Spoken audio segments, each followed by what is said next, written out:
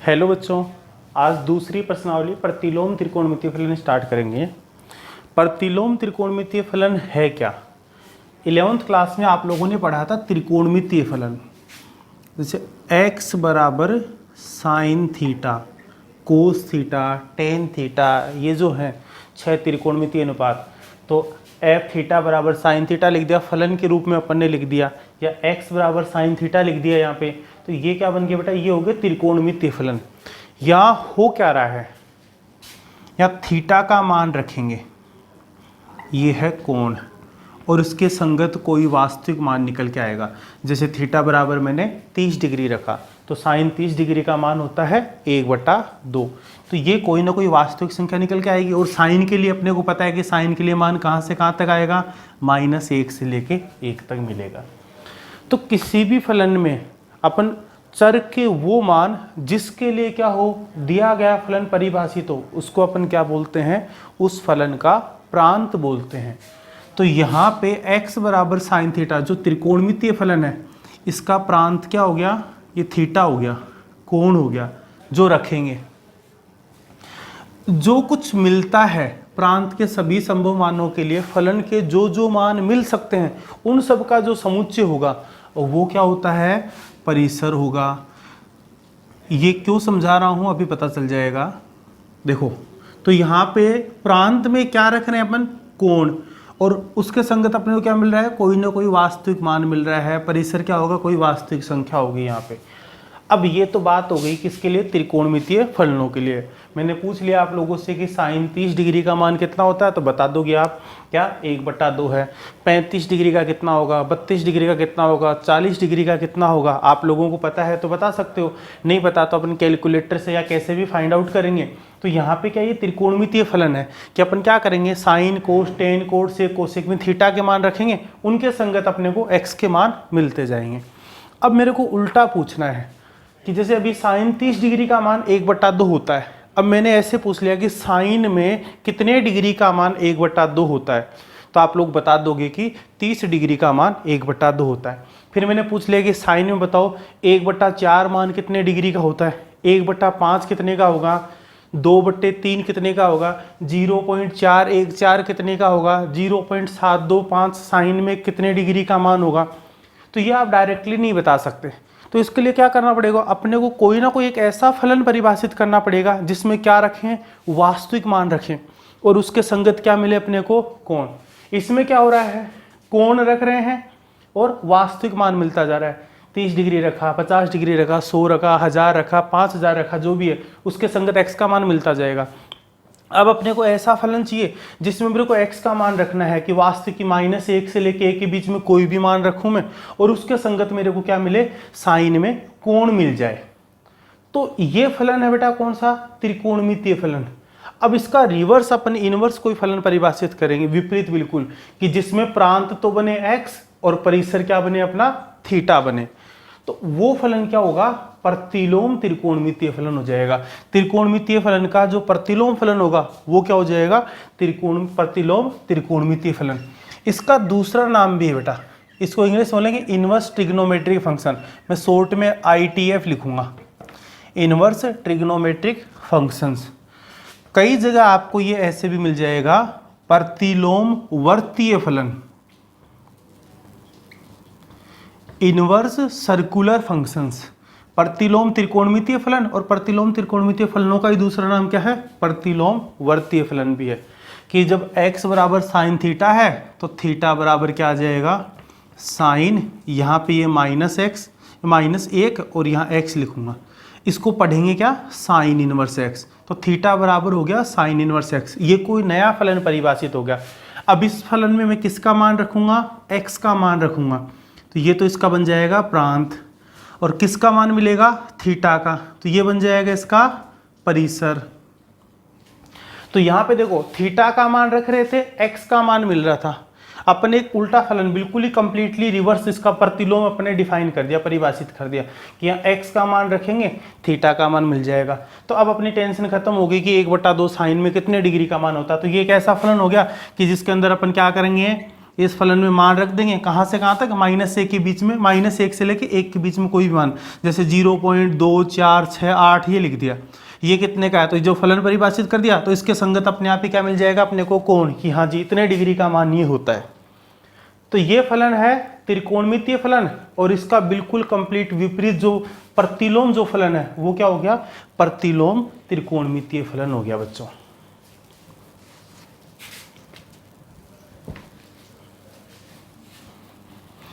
तो इस चैप्टर में अपन जो कुछ भी पढ़ेंगे वो किसके बारे में पढ़ेंगे, प्रतिलोम त्रिकोणमितीय फलनों के बारे में।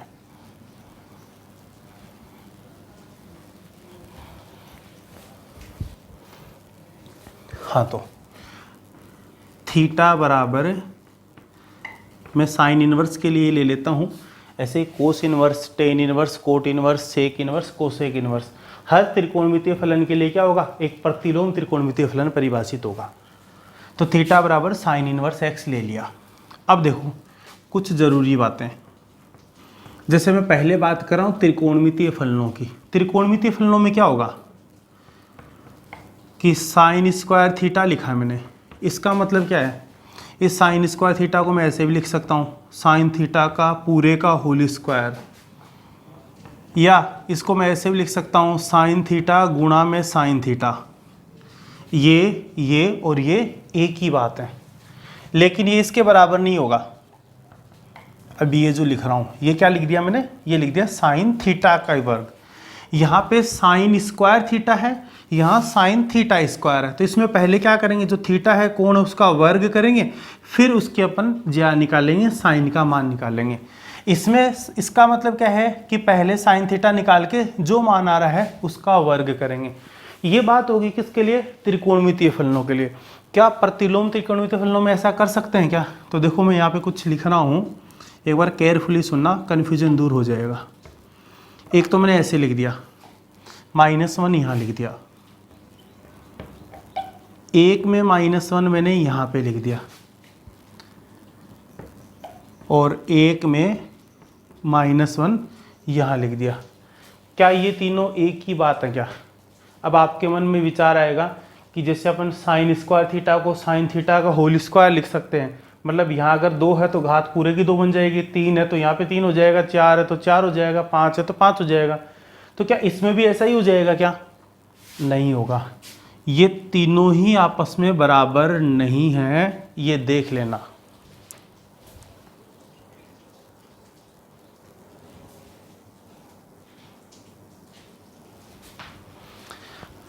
हाँ तो बच्चों देखो, अब ये तीनों एक बात नहीं है।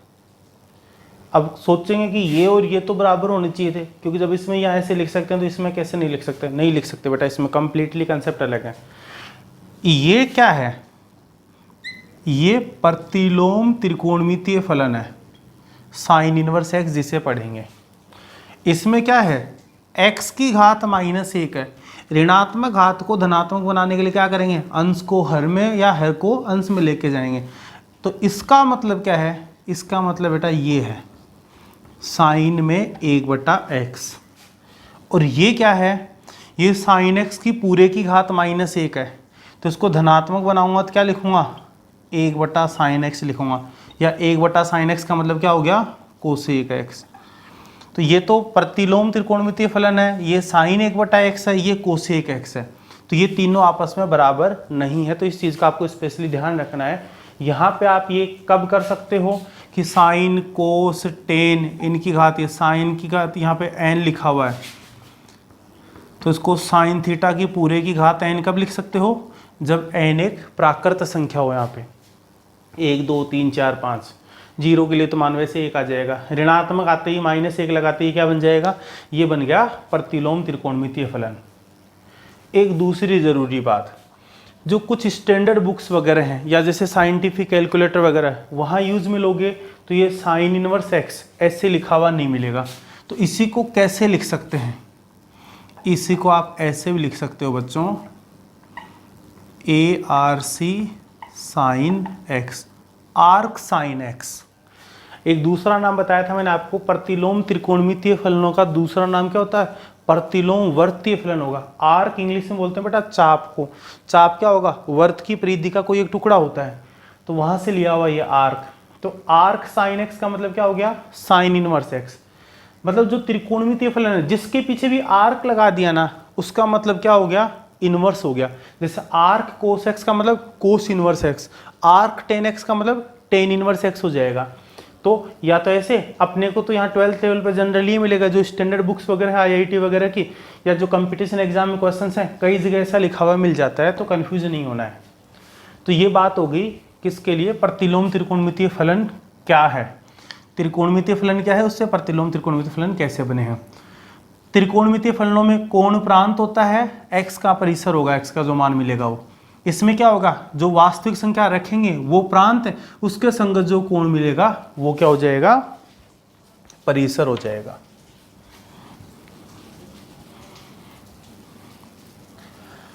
अब जब प्रश्नावली 1.2 की थी किसी भी फलन का प्रतिलोम फलन ज्ञात करना, तो वहां आप लोगों को बताया हुआ है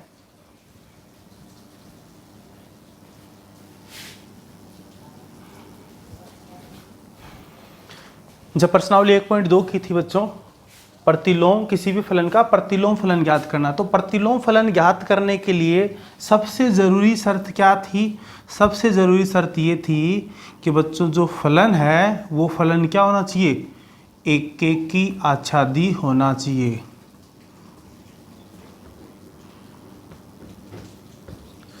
तभी आप किसी भी फलन का क्या कर सकते हो?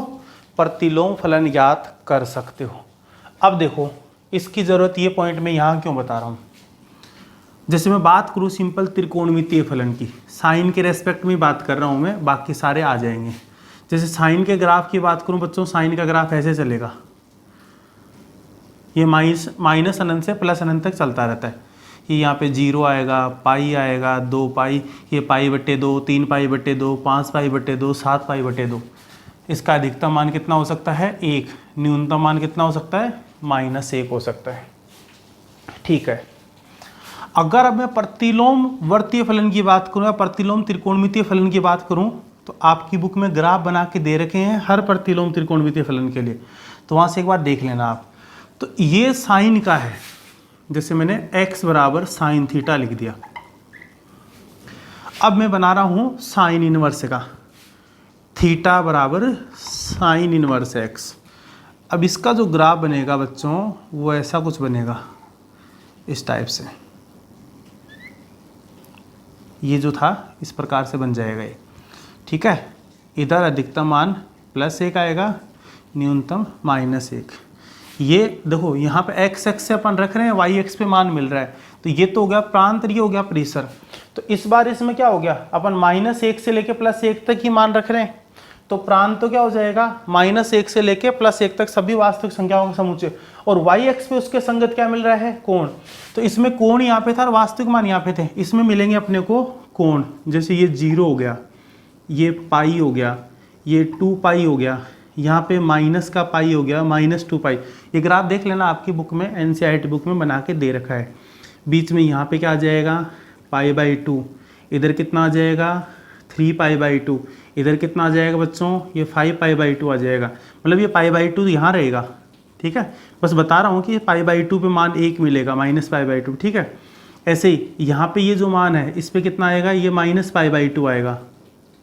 थोड़ा बड़ा बना देते हैं इसको।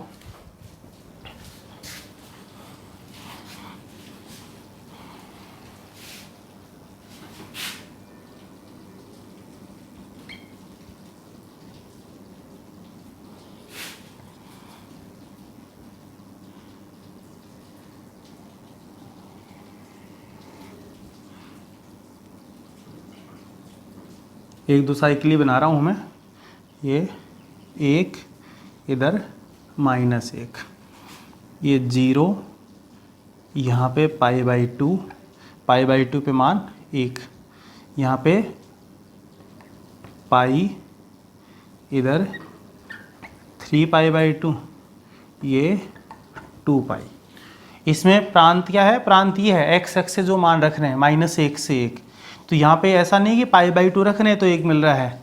1 कहाँ का मिल रहा है? π/2 पे मिलेगा, फिर 5π/2 पे मिलेगा, फिर 9π/2 पे मिलेगा, ऐसे मिलता जाएगा। यहाँ पे -1 कहाँ कहाँ मिल रहा है, जैसे -1 3π/2 पे मिल रहा है, यहाँ -π/2 पे मिल रहा है, फिर 7π/2 पे मिलेगा। आगे ग्राफ ऐसे चलता रहेगा, ये -π/2 आ गया, ये माइनस का पाई, ये यहाँ पे माइनस के 3π/2, इधर हो जाएगा माइनस का 2π। अब देखो बच्चों, जैसे आपने व्यापक हल देखे थे किसमें, त्रिकोणमितीय फलनों में 11th क्लास में, एक सूत्र है जैसे sin थीटा बराबर sin अल्फा हो तो थीटा बराबर क्या आएगा, n पाई प्लस माइनस 1 की घात n इंटू अल्फा, और n कोई भी इंटीजर हो सकता है। जैसे sin थीटा बराबर मैंने 1/2 रख दिया, 1/2 को लिख सकता हूँ sin π/6, तो थीटा बराबर क्या आ जाएगा, n पाई प्लस माइनस 1 की घात n इंटू π/6, और n बिलोंग्स टू i। तो n का मान कोई भी इंटीजर रखोगे वैसे वैसे थीटा के मान मिलते जाएंगे। थीटा के इन प्रत्येक मान के लिए साइन का मान हमेशा क्या रहेगा, 1/2 रहेगा। मतलब थीटा के ऐसे अनंत मान संभव है। अब थीटा के अगर अनंत मान संभव है तो यहाँ गड़बड़ हो गई। फिर जब आपको 1.2 में एक एक की आच्छादी बताया हुआ था तो प्रांत के एक अवयव का सहप्रांत के एक के अवयव से संबंध होना चाहिए। दूसरा, सहप्रांत के प्रत्येक अवयव का प्रांत में पूर्व प्रतिबिंब विद्यमान होना चाहिए, तभी फलन एक एक की आच्छादी होगा। अगर यहाँ पे थीटा के मान अपन ने खूब सारे ले लिए तो फलन एक एक ही बनेगा ही नहीं। तो ये कंडीशन जब एक एक की आच्छादी वाली नहीं बनेगी तो फलन का प्रतिलोम फलन निकाल ही नहीं सकते आप। तो सबसे जरूरी बात क्या है कि जैसे साइन एक्स है, ये एक्स बराबर साइन थीटा है, तो थीटा बराबर साइन इनवर्स एक्स, ये परिभाषित करने के लिए फलन का क्या होना जरूरी है, एक एक की आच्छादी होना जरूरी है। अगर ये कंसेप्ट आपको अच्छे से क्लियर नहीं है तो प्रश्नावली 1.2 वापस देख लेना एक बार। तो अपन क्या करेंगे, एक इसकी एक ऐसी शाखा ढूंढेंगे जिस शाखा के अंदर क्या हो कि -1 से लेके +1 तक अपन कोई भी मान रखें तो थीटा के जितने भी मान मिलने हैं, जो भी मिलने हैं जहाँ से, वो सारे के सारे मिल जाएं। और कंडीशन क्या हो कि उस अंतराल में फलन एक एक की आच्छादी हो। तो ऐसी अपने को अनंत शाखाएं मिल जाएंगी। जैसे मैं बात करूँ -π/2 से लेके +π/2 तक, तो यहाँ पे देखो -π/2 पे -1 है, -1 से फिर अपन जैसे जैसे मान और बढ़ाते जा रहे हैं, यहाँ पे थीटा का कोई ना कोई मान मिलता जा रहा है, 0 पे 0 मिल जाएगा। फिर थीटा का मान 0 से 1, अब यहाँ पे x का मान 0 से 1 की तरफ बढ़ा रहे हैं, कोण का मान बढ़ता जा रहा है, और x बराबर यहाँ पे 1 पे थीटा का मान कितना मिल जाएगा, π/2 मिल जाएगा। तो कोई भी मान 2 बार रिपीट नहीं हो रहा है इसमें। प्रांत के एक अवयव का सहप्रांत के एक के अवयव से संबंध है, प्रांत के एक से अधिक अवयवों का सहप्रांत के एक अवयव से संबंध नहीं है, और सहप्रांत के प्रत्येक अवयव का प्रांत में पूर्व प्रतिबिंब विद्यमान है। इस अंतराल में क्या बन गया, फलन एक एक की आच्छादी बन गया। इसलिए यहाँ पे आप क्या कर सकते हो, प्रतिलोम फलन डिफाइन कर सकते हो, परिभाषित कर सकते हो। इसके अलावा ये अंतराल नहीं लेना चाहो तो π/2 से 3π/2 ले लो, 3π/2 से 5π/2 ले लो, 5π/2 से 7π/2 ले लो, या -π/2 से लेके -3π/2, -3π/2 से -5π/2। ऐसे आप अनंत क्या है अंतराल ले सकते हो जिसमें फलन को क्या बना सकते हो, एक एक की आच्छादी बना सकते हो। अब यहाँ पे समस्या ये आएगी कि अपन कौन सा अंतराल लें। फिर सब अलग अलग अंतराल लेने लग जाएंगे तो सबके अलग अलग उत्तर आएंगे और सबके उत्तर सही भी होंगे, तो फिर कौन से उत्तर को आप वैलिड ठहराओगे। तो इस समस्या से बचने के लिए क्या किया गया है कि एक मुख्य शाखा परिभाषित की गई है। और मुख्य शाखा कौन सी लेंगे अपन, जो भी एक निर्धारित की गई शाखा है उसको। जैसे साइन है, साइन के लिए कौन सी शाखा ली गई है, -π/2 से लेकर +π/2 तक। यहाँ पे ये जो अंतराल है, यहाँ पे इसकी जो ये जो शाखा बनेगी, इस शाखा को क्या बोला गया है, मुख्य शाखा बोला गया है। और मुख्य शाखा के अंतर्गत आने वाला जो मान है उसको अपन क्या बोलेंगे, मुख्य मान बोलेंगे। जैसे प्रश्नावली 2.1 है, वहां पे अगर आप एक हेडिंग देखोगे ऊपर सबसे पहले तो क्या दे रखा है, निम्नलिखित प्रतिलोम त्रिकोणमितीय फलनों के मुख्य मान ज्ञात कीजिए। तो मुख्य मान से क्या मतलब है, मुख्य शाखा के अंतर्गत या मुख्य शाखा के अंदर आने वाला जो भी मान होगा ना, वो क्या होगा, मुख्य मान होगा बेटा। तो मुख्य शाखा की जरूरत क्यों पड़ी, फलन को एक की आच्छादी बनाने के लिए। कितनी मुख्य शाखाएं होंगी अपने यहाँ पे डिफाइन कर रखी है, फिक्स एक है, वैसे अनंत हो सकती हैं इस प्रकार से कि जिसमें फलन क्या बन सकता है, एक की आच्छादी बन सकता है। तो किसी भी प्रकार की कोई एरर ना हो, किसी प्रकार की कोई गलती ना हो, आप लोगों से कोई कंफ्यूजन ना हो, इसलिए प्रत्येक प्रतिलोम त्रिकोणमितीय फलन की क्या है, जो मुख्य शाखा है वो परिभाषित कर रखी है। या बुक में देख सकते हो, अभी मैं एक सारणी लिखवाऊंगा, उस सारणी में भी क्लियर हो जाएगा। और मुख्य शाखा में आने वाले मान को अपन क्या बोलेंगे, मुख्य मान बोलेंगे बच्चों। तो ये बात होगी मुख्य शाखा की, मुख्य मान की।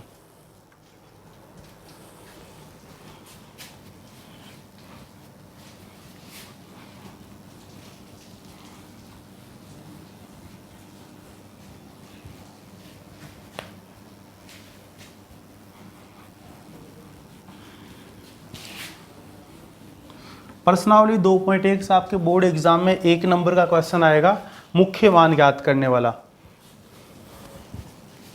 तो मैं मुख्य मान की परिभाषा लिखवा देता हूं कि मुख्य मान होता क्या है। मुख्य मान किसी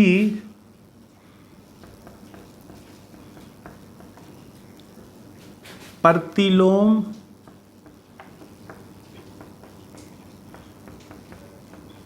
त्रिकोणमितीय फलन का वह मान जो उसकी किसकी, प्रतिलोम त्रिकोणमितीय फलन की, जो उसकी मुख्य शाखा में स्थित हो।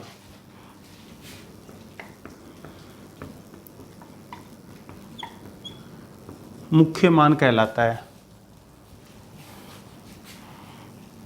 किसी प्रतिलोम त्रिकोणमितीय फलन का वह मान जो उसकी मुख्य शाखा में स्थित हो।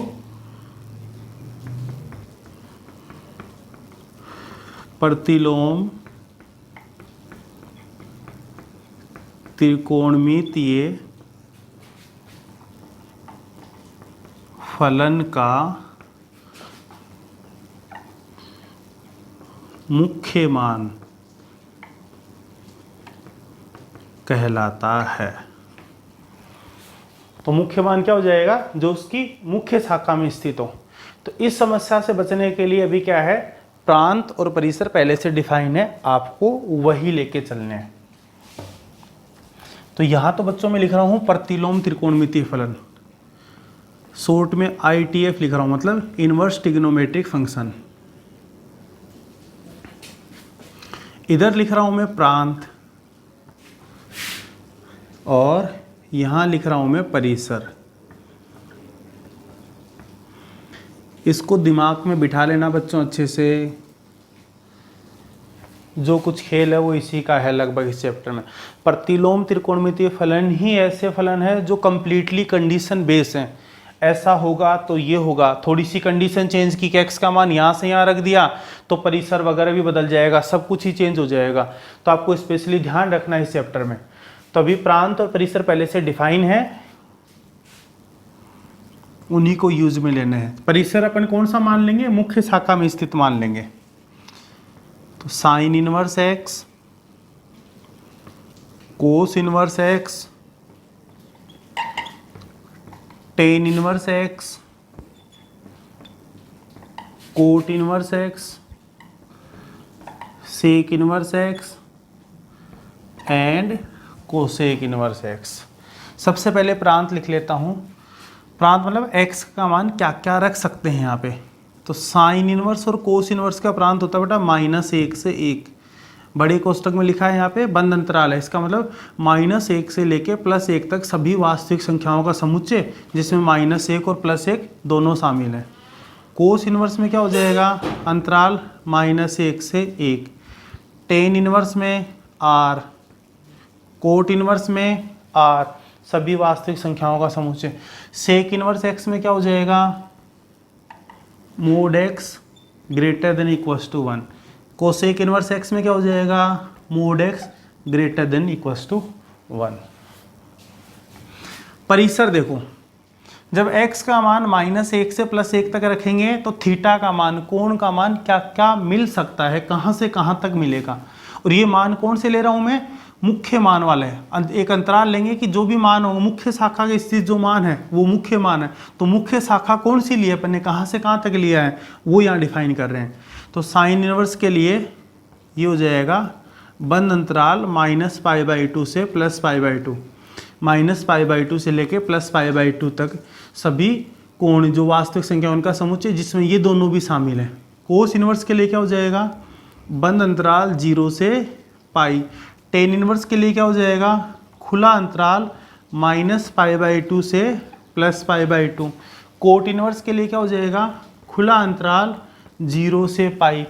सेक इनवर्स के लिए क्या हो जाएगा, सेक अगर आप सिंपल त्रिकोणमितीय फलन के अपन सोचें तो सेक क्या होता है, एक तरह से 1/कोस होता है। कोस का ये रहा तो ये इसमें आ जाएगा।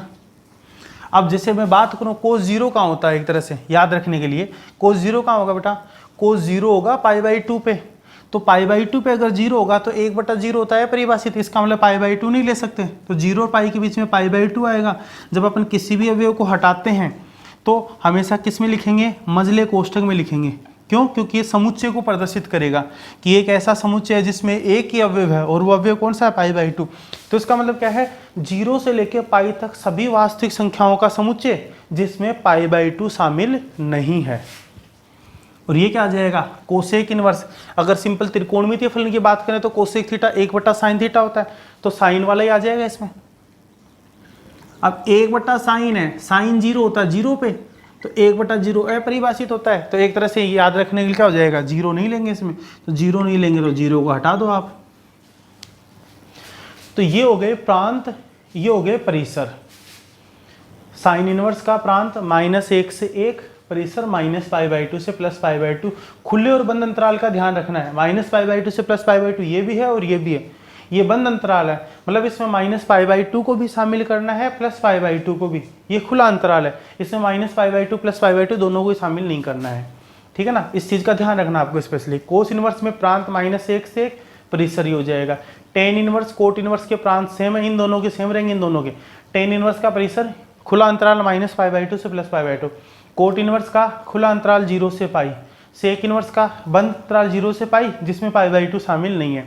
कोसेक इनवर्स का क्या हो जाएगा, बंद अंतराल -π/2 से +π/2 जिसमें 0 शामिल नहीं है। अब देखो इस पॉइंट को लेके कई बच्चों को कन्फ्यूजन रहता है, ये भी मैं अभी क्लियर कर देता हूँ। अलग से लिख रहा हूँ कि कहीं पे ऐसा लिखा हुआ है मोड x बड़ा या बराबर है 1 से,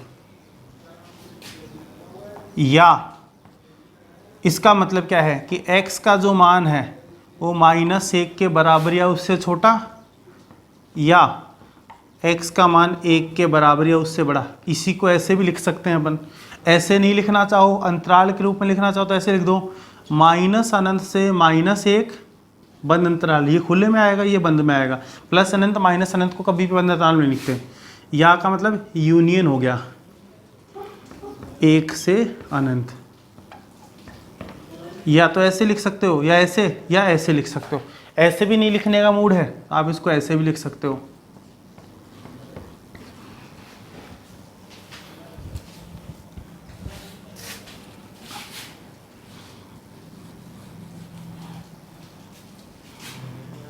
या क्या बन गए, माइनस अनंत से -1 यूनियन 1 से अनंत, या r माइनस में -1 से 1।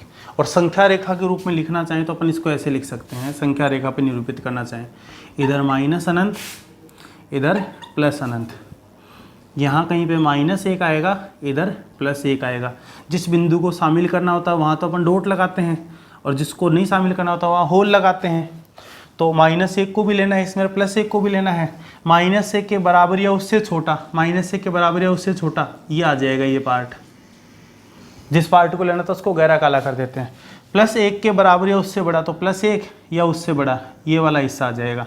तो देखो r का मतलब सभी वास्तविक संख्याओं का समुच्चय, और इन सभी वास्तविक संख्याओं के समुच्चय में अपने कौन सा हिस्सा नहीं लिया है, -1 से 1 तक जिसमें -1 और 1 शामिल नहीं है, माइनस मतलब हटाने में, तो -1 और 1 के बीच की संख्याएं जब हटा देते हैं अपन, ये वाला भाग हटा दिया, किस में से, पूरी वास्तविक संख्याओं के समुच्चय में से, तो पीछे क्या बचेगा, ये वाला पार्ट और ये वाला पार्ट, जो कि ये है, इसी को ऐसे लिख सकते हैं या इसी को ऐसे लिख सकते हैं।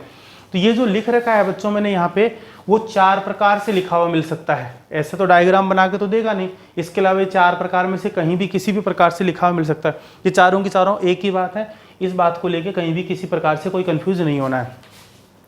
सबसे ज़रूरी बात, अब आगे के क्वेश्चंस करने से पहले आपको ये जो टेबल है ना, वो अच्छे से याद होनी चाहिए। तो एक बार वीडियो को यहीं पे आप लोग रोक के 2 मिनट 5 मिनट जितना टाइम लगे, इस आप टेबल को अच्छे से याद कर लो, इसके बाद आगे के क्वेश्चन सोल्व करने हैं।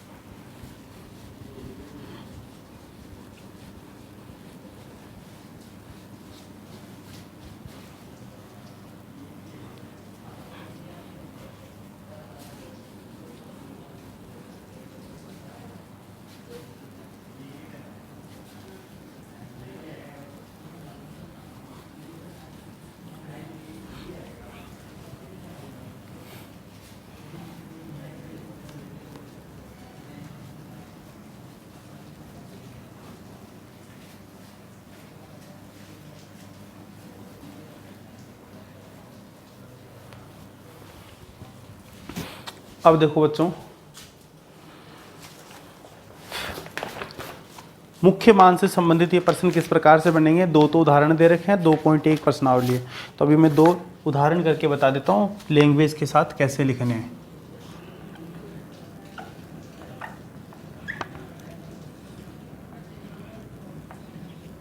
उदाहरण एक क्या है, साइन इनवर्स 1/√2 का मुख्य मान ज्ञात कीजिए।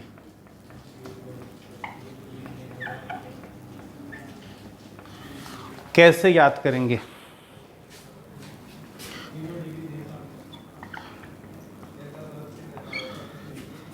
इसको मान लेते हैं,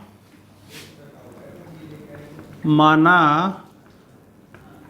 साइन इनवर्स 1/√2 बराबर थीटा। देखो जब x बराबर साइन थीटा लिखा था अपन ने, तो थीटा बराबर क्या लिख दिया था, साइन इनवर्स x। तो इधर साइन था, उधर जाके साइन इनवर्स बन गया, या साइन इनवर्स वाला इधर आके क्या बन जाएगा, साइन। तो इसी को मैं ऐसे भी लिख सकता हूं, दिस इंप्लाइज साइन थीटा बराबर कितना हो गया, ये हो गया 1/√2। 1/√2 साइन में किसका मान होता है, 45 डिग्री का।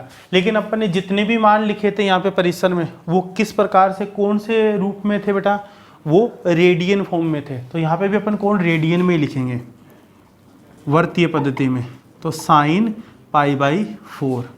अब यहाँ पे व्यापक हल नहीं लिखना है कि साइन थीटा बराबर साइन अल्फा तो थीटा बराबर n पाई प्लस ये, नहीं, अपने को तो मुख्य मान से मतलब है। मुख्य मान का मतलब जो मुख्य शाखा में स्थित हो, जो परिसर में आए, तो परिसर में आ रहा है, तो दिस इंप्लाइज थीटा बराबर क्या हो जाएगा, π/4। अब सबसे ज़रूरी बात, आप लोग यहाँ पे आके एक छोटी सी गलती कर देते हो। क्या कर देते हो, थीटा का मान तो आ गया, लेकिन ये कहीं नहीं बताते हो कि ये उसकी मुख्य शाखा में स्थित है कि नहीं है। तो साइन का परिसर क्या होगा, साइन इनवर्स का ये होता है बंद अंतराल -π/2 से +π/2, ये आपको लिखना है, ज़रूरी है। तो उसका मतलब थीटा का मान π/4 तो आ तो गया, लेकिन ये जो π/4 है वो उसकी मुख्य शाखा में स्थित है, -90 से +90 के बीच में 45 डिग्री भी आता है कहीं ना कहीं। तो इसका मतलब ये इसका मुख्य मान हो जाएगा।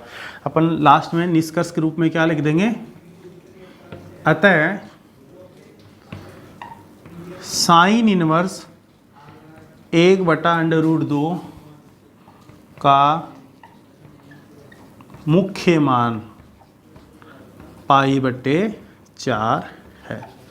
ये बच्चों अपना उदाहरण पहला हो गया लैंग्वेज के साथ। इसमें सबसे ज़रूरी बात क्या थी, लास्ट में ये बताना ज़रूरी है। बोर्ड एग्जाम में 1 नंबर का प्रश्न आएगा यहाँ से।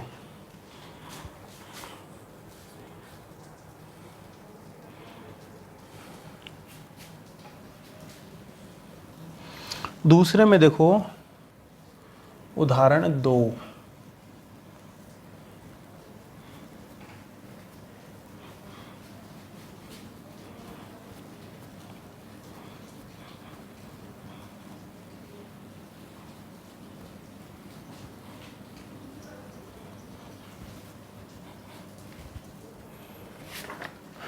उदाहरण दो क्या है, कोट इनवर्स -1/√3 का मुख्य मान ज्ञात कीजिए। तो जैसे पहले किया था वैसे ही करना है। माना कोट इनवर्स -1/√3 बराबर theta. This implies cot inverse इधर है, क्या बन जाएगा कोट, तो कोट थीटा बराबर बच्चों कितना हो गया -1/√3। तो दिस इंप्लाइज कोट थीटा बराबर -1/√3। कोट में कितने का मान होता है 60 डिग्री का, जिसको π/3 लिख सकते हैं। तो कोट π/3। अब देखो यहाँ आके गलती होती है आप लोगों से, कई बच्चे कंफ्यूज हो जाते हैं यहाँ आके कि अब माइनस को हटाएं कैसे। यहाँ पे देखो 2 फॉर्मेट हैं, याद रखना इसको। कोट माइनस थीटा क्या होता है बच्चों, माइनस का कोट थीटा, और coat pi minus theta 180 degree में से कुछ कम कर रहे हैं। ये ASTC से ASTC 180 में कुछ कम करेंगे, दूसरा चतुर्थांश, दूसरे में साइन और कोसेक धनात्मक बाकी ऋणात्मक, 180 पे नो चेंज, तो कोट का कोट रहेगा। तो ये 180 माइनस थीटा भी हो सकता है। वैसे तो अपन यहाँ पे इसको 360 माइनस थीटा वगैरह भी लिख सकते हैं। जनरली यहाँ पे देखो 2 ही सिचुएशन काम में लेंगे कि या तो माइनस को अंदर लेके जाएंगे या 180 माइनस लिखेंगे। तो कब करना है, अपने को क्या करना है, मुख्य मान याद करना है। मुख्य मान का मतलब मैंने क्या बताया था, जो मान मुख्य शाखा में स्थित हो, जो परिसर में स्थित हो, वो मान क्या होता है, मुख्य मान होता है। बात किसके लिए हो रही है, कोट इनवर्स के लिए। तो कोट इनवर्स का परिसर याद करो, कितना लिखवाया सारणी में, खुला अंतराल 0 से पाई लिखवाया हुआ है। मतलब यहाँ पे थीटा का जो भी मान आए ना वो इस अंतराल में लेना है। तो अब यहाँ पे कोट में माइनस हटाने का तरीका क्या है, ये जो माइनस बार, एक तो मैं डायरेक्टली अंदर लेके जा सकता हूँ या एक पाई माइनस। मान लो कि मैंने इसमें अंदर लेके चला गया डायरेक्ट, कि कोट में इसको मैंने ऐसे लिख दिया -π/3, तो कोट माइनस थीटा क्या होगा, माइनस का कोट थीटा, उसी को ऐसे भी लिख सकता हूँ। तो दोनों तरफ कोट है, थीटा का कंपैरिजन करेंगे तो -π/3 -60। क्या -π/3 से अंतराल में आएगा, क्या नहीं आएगा, इसलिए ये करना संभव नहीं है। तो क्या करना पड़ेगा, पाई माइनस। तो अब सीधे सीधे शब्दों में सुनो मैं क्या कहना चाहता हूँ, आप ध्यान से देखो। आपको जो अभी मैंने सारणी लिखवाई है, उस सारणी में 3 प्रतिलोम त्रिकोणमितीय फलन तो ऐसे हैं जिनका अंतराल -π/2 से +π/2 है। अब वो चाहे खुला बंद कैसी भी कंडीशन है, लेकिन 3 का जो है वो तो -π/2 से +π/2 तक है, -π/2 से +π/2। मतलब उसमें जो कोण है वो ऋणात्मक भी आ सकता है, कोण धनात्मक भी आ सकता है, और उसके बीच में कुछ भी आ सकता है। ठीक है, कौन कौन से हैं, साइन इनवर्स में, टेन इनवर्स में, कोसेक इनवर्स में। अब उसके अलावा जो 3 प्रतिलोम त्रिकोणमितीय फलन बच गए, कोस इनवर्स, कोट इनवर्स और सेक इनवर्स, उसमें जो मान हो 0 से पाई के बीच में है, 0 से 180 डिग्री के लेना है। अब खुला बंद वो कंडीशन के अकॉर्डिंग डिपेंड करेगा किस में कैसे क्या है। तो इसका मतलब इसमें जो कोण का मान है वो 0 से 180 तक है, उसके बीच में अपने को कुछ लेके आना पड़ेगा, ऋणात्मक मान नहीं लेके आ सकते। तो सीधे सीधे शब्दों में ये याद रखना कि जिस प्रतिलोम त्रिकोणमितीय फलन के अंतराल में ये आ रहा है परिसर में, उसमें तो माइनस अंदर लेके जाना है, और जिसका परिसर 0 से पाई वाला है उसमें आप क्या लिखोगे, पाई माइनस लिखोगे। तो इसका परिसर 0 से पाई होता है खुला अंतराल, तो पाई माइनस लिखेंगे। तो दिस इंप्लाइज कोट थीटा बराबर क्या बन गया, ये बन गया cot pi minus π/3। Cot pi minus theta क्या होता है बच्चों, माइनस का कोट थीटा। तो दिस इंप्लाइज कोट थीटा बराबर हो गया कोट पाई में से पाई बाई 3 जाएगा तो 2 पाई बाई 3 एलसीएम आ गया। अब तो दोनों तरफ कोट है, माइनस है, यहाँ पे दिक्कत ही नहीं है। तो जब अपन तुलना करेंगे कोण की तो थीटा बराबर क्या आ जाएगा 2 पाई बट्टे 3 आ जाएगा, जो कहाँ स्थित है, जो कोट इनवर्स के परिसर खुला अंतराल 0 से पाई में स्थित है। कितना हो गए पाई बट्टे 3 60, 60 दूनी 120 डिग्री, 120 जीरो और 180 के बीच में आता है, तो इसका मतलब अपना उत्तर सही है। तो फाइनली क्या लिख देंगे, अतः कोट इनवर्स 1/√3 का मुख्य मान 2 पाई बट्टे 3 है। इसमें फिर से रिपीट कर रहा हूँ, माइनस को हटाने के लिए दो बातों का ध्यान रखना है कि जिसके परिसर में minus pi by 2 plus pi by 2 दिखाई दे रहे हैं आपको, उसमें तो माइनस अंदर लेके चले जाना, और जिसमें 0 और पाई वाले हैं परिसर में, उसमें क्या करो पाई माइनस कर देना। आगे जो भी सिंप्लीफाई करके एलसीएम लेके हल कर देना। कोट से जहाँ पे जो भी आएगा, कोट आएगा या सेक आएगा, कोस आएगा, तो हट के फिर थीटा बराबर जो भी आएगा वो आ जाएगा, और उनका यहाँ पे परिसर लिख देना। तो चलो बच्चों, उदाहरण 2 कंप्लीट हो गया है। आज की वीडियो में इतना ही, बाकी अगले वीडियो में, तो अगले वीडियो में आपको क्या करना है, एक तो प्रश्नावली 2.1 पहले से ट्राई करके रख लेना आप लोग, उसमें सब में करना क्या, मुख्य मान याद करना है, और जो सारणी करवाई है वो सारणी आपको बहुत अच्छे से तैयार करके रखनी है। ठीक है बच्चों, आज के लिए इतना, मिलते हैं अगले वीडियो में। ओके।